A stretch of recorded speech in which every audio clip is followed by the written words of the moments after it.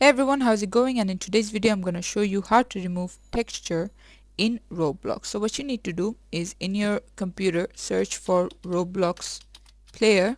Now I don't have it installed, but when you search for it, something like this will show up and you need to click on Opal file location.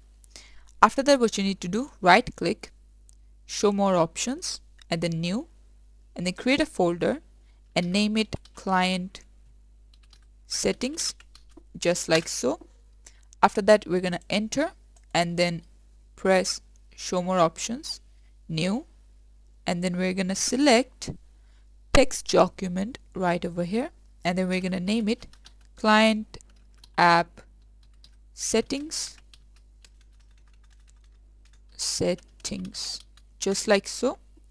And then what we're gonna do is rename it one more time, .json, and then press enter, and then a text should come up that this will make the game unusable. Do you want to do it? You're gonna say yes. After that, you're gonna click on it, and then you want to type in this, which is second bracket and then the colon and then fint debug texture manager skips mips and then this -1, like so.